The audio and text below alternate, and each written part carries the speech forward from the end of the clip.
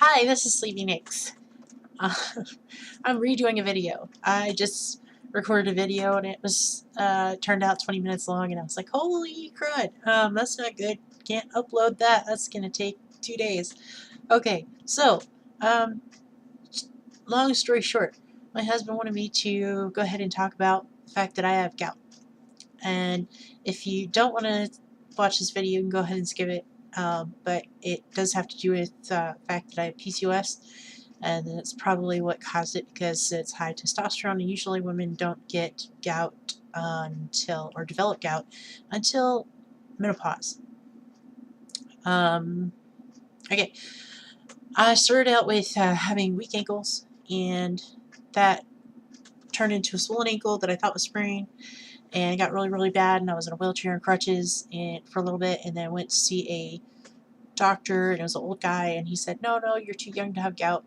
So he wrapped it up, did an x-ray it, and then a couple months later I had a huge flare-up, and I call it the massively severe, horrible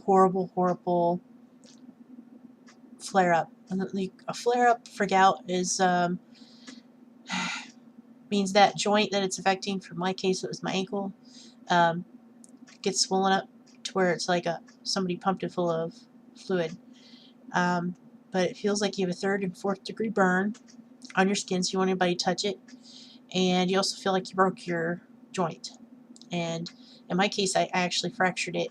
Don't know how. It was probably from the gout. Didn't know I had gout. Ended up going to the ER. Husband took me. Thought I had broken my ankle. I was screaming bloody murder. They did a blood test. Took 40 minutes to find out, yes, you have gout. Went to see a foot doctor. Turns out it's severe gout. The gout is uric acid in your bloodstream. Too much uric acid. Certain foods have, well, all foods have an amount of purines in them, and your body creates uric acid to break down the purines. And sort of kind of like diabetes in a way, people with gout end up over-creating uric acid, and so people who have gout cannot have a lot of high purine foods like sausage and shellfish and turkey and chicken skin, like for, when you barbecue chicken, sometimes you like chicken skin. I know that grosses some people out. Sweet meats, any like inside, organ meat, liver. A lot of people get grossed up by that. But anyway, get back to it. They took x-rays of my ankle, and the doctor was like, oh, you have a hole in your ankle. You need surgery. So he sent me to a surgeon, and that surgeon, they were going to do like a cadaver bone. And then he said, no, well, let's do this bone putty stuff. And they had come out with this new stuff as bone putty, and then it came, well, we might have to take bone from the back of your knee to put it in there. And it turns out I also had a fracture right where the hole is. The hole is about a little bit smaller than a dime, right into my ankle bone. Explained a lot. But he was like, stay off of it. And I didn't have insurance, so he was like, pay me when you can. Don't worry about the money. Just pay me when you got the money. Sorry, my dog. And he was really, really nice. And we did one surgery. He opened it up and he said the bone was too soft. And he knew that I was trying to get Medicare, and I couldn't get anybody to help me down in Florida. I would call, they would refer me to different offices, and I got bounced around like a ping pong ball. So, any case, eventually I went in for a second surgery, and that was to remove the gout crystals. And they said the surgeon said it was so bad, it was the worst that he'd ever seen, and he had it up on a video screen. And the other surgeons, the other people looking at it, were like, holy cow, it just this big white cloud of acid crystals, because that's what uric acid does. It crystallizes and it looks like little glass shards, and that's how it eats away the bone. So Anyway, he took out as many crystals as he could. He couldn't take the ones out that were attached to my bones, so those are still in there. Because if he tried to take it off, the bone was too soft. He said my bones were too soft from being in a wheelchair. Well, I couldn't get any help, and he didn't, give me any kind of physical therapy or anything, so I wasn't getting any help. And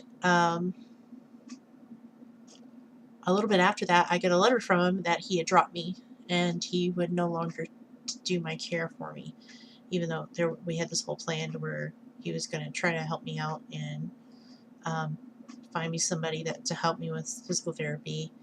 And he was praying with me and stuff, and him and his assistant, and they seemed like really, really nice people. And I just got a letter from him one day, and he didn't even call me or anything. And then he just kept sending me bills. And I was really disappointed. It's one of those people that seemed like this really, really awesome person, and he turned out to be, he knew that I had no income. I had lost my job from my gout. So anyway, that was a really bad experience, and I couldn't get any help, and I was trapped in my wheelchair for like 3 years. The only help that I got was when I moved to Georgia after we lost our home, and we moved to a home that we're renting from my in-laws. And at the time, we didn't have any work, so they were like, just get up there and, take care of it and watch over the house until you get a job, then you can start paying rent. Anyway, I was able to file for disability up here, and then in northern Georgia, we're in the mountains.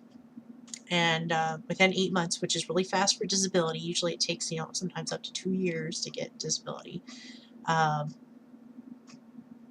got my card and everything, and I got Humana Medicare Advantage. That's my insurance. Medicare Advantage plan helps out a lot. And through them, I got a doctor, and he said, honey, you should have never been in a wheelchair in the first place. You have the legs of a 90-year-old woman. You should be in physical therapy. But my husband was working, and he couldn't drive me, and I can't drive myself, so he actually had to write up somebody to come out to the house, have a physical therapist come out to the house, and she was awesome. Her name was Kristen, and she was totally awesome. And she would come out like three days a week, and she had to I had to learn to walk again, like baby steps with a walker, and actually I had to learn to stand and then walk, and finally I got to the point where I could walk, and I could get out to the truck, and after she got me out to that, then I could drive myself to the facility, and I went to wellness there, I went to physical therapy there, and then wellness at the clinic in town, which is like a 30-minute drive. So I can walk again, I still can't stand for long periods of time, and my ankle still swells up really bad. Like right now, it's all swollen, but it's not as bad as when I have flare-ups. And I haven't had flare-ups since that really, really bad one, and that was in 2009. So, and I take allopurinol to control it once a day, and this is like the one pill that I won't skip no matter what. No matter if I had a food funeral before surgery and I drank alcohol, and I'll still like wait a little while, and I'll have take my allopurinol because I'm not screwing around with that. Anyway, so now you have that information, and I hope that was informative. So now you know that if you have PCOS and your joint is swelling up and it feels like it's broken, and you think maybe I just sprang it or something. So mine started out with like weak ankles, and I thought I sprained my ankle a couple of times and it would swell up a little bit. Be really careful. If there's gout in your family, my dad has gout, my brother has gout. If it runs in your family and you have PCOS, you can get gout. And don't mess around with it. If I had known, I probably wouldn't have all the joint damage that I do. My right hand is all messed up, probably from gout, because that's what my doctors say. I have carpal tunnel, and I have arthritis from breaking it when I was 12, and it set wrong. But the gout got into my joints, and it's all like I can't hold stuff down, and my hand just starts hurting really bad on my thumb. So don't screw around with it, because if it goes on too long, it will start to really mess up your joints. So, alright, so, thanks for watching. Please subscribe, and if you don't know, the rest of my channel is about polycystic ovarian syndrome and getting the vertical sleeve gastrectomy done for weight loss surgery. That's what this channel is about. Thank you very much for watching, and see you later.